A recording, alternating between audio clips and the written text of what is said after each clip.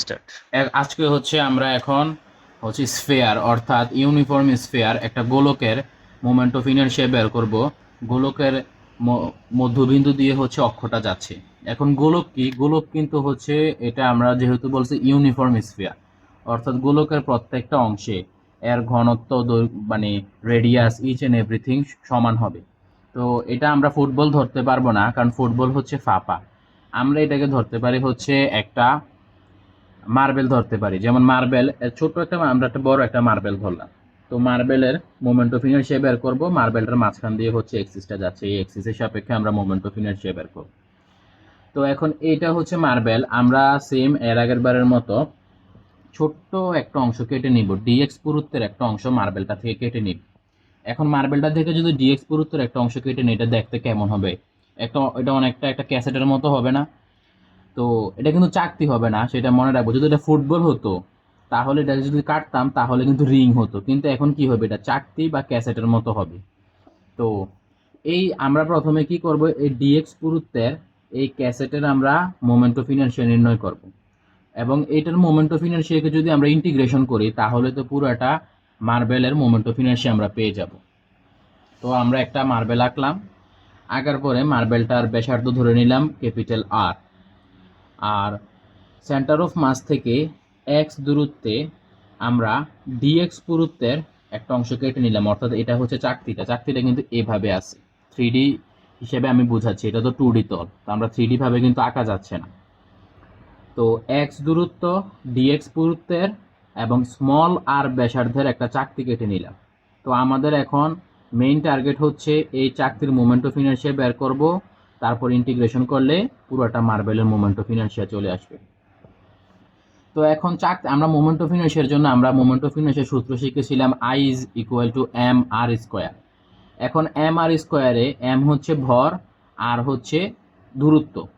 তো এখন আমাদের আর তো আছে, এই যে স্মল আর কিন্তু আছে, বাট এম অর্থাৎ এই যে চাকতিটার ভর কিন্তু আমাদের নাই।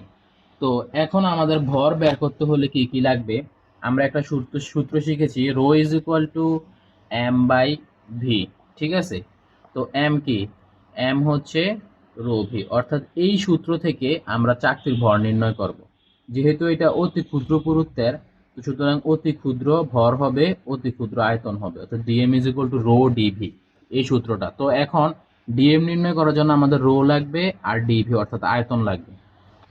তো এখন আয়তন বের করার স্বার্থে আমরা আয়তনের ক্ষেত্রে তো আমাদের লাগবে কি? পাই আর স্কোয়ার ডিএক্স, এটাই তো আমাদের আয়তন।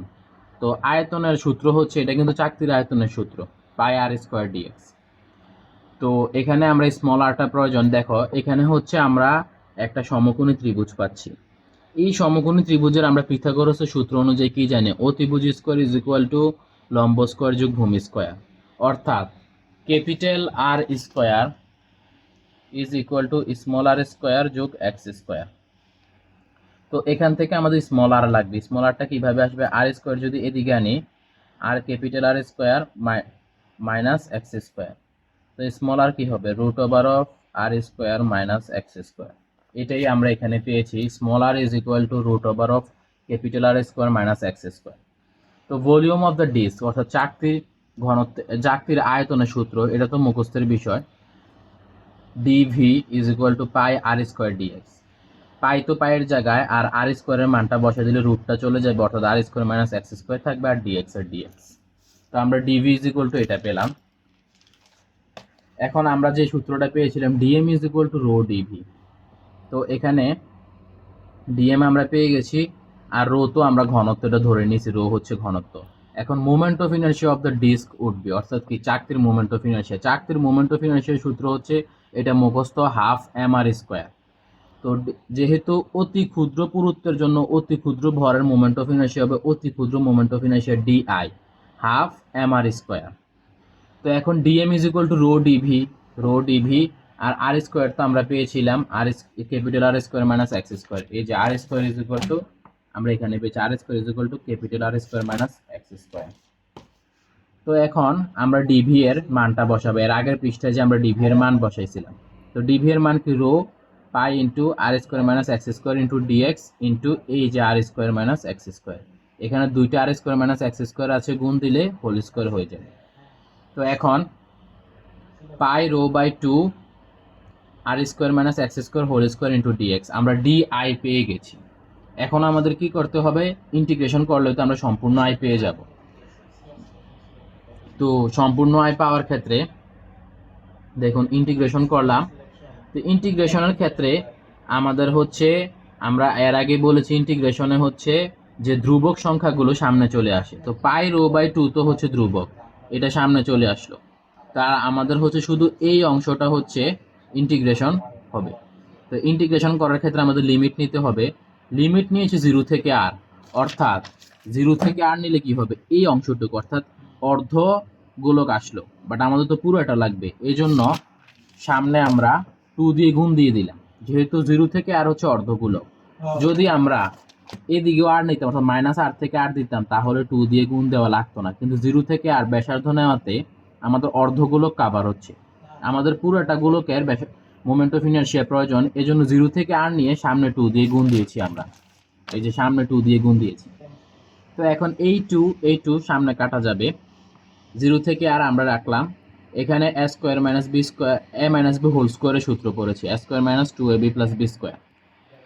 এবং আলাদা আলাদাভাবে আমরা এখানে ইন্টিগ্রেশন করলাম। ইন্টিগ্রেশন অফ, এখানে আমি এই ইন্টিগ্রেশনটা একটু ভেঙে করে দিচ্ছি আমি। ইন্টিগ্রেশন 0 থেকে আর আমাদের r to the power 4 minus 2 R square X square plus X to the power 4 DX.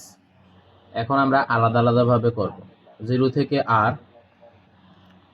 এখন দেখেন এদিকে আর হচ্ছে ব্যাসার্ধ, এই ব্যাসার্ধ তো আমাদের ধ্রুবক, এটা কিন্তু কোনো ইন্টিগ্রেশন হওয়ার সুযোগ নাই।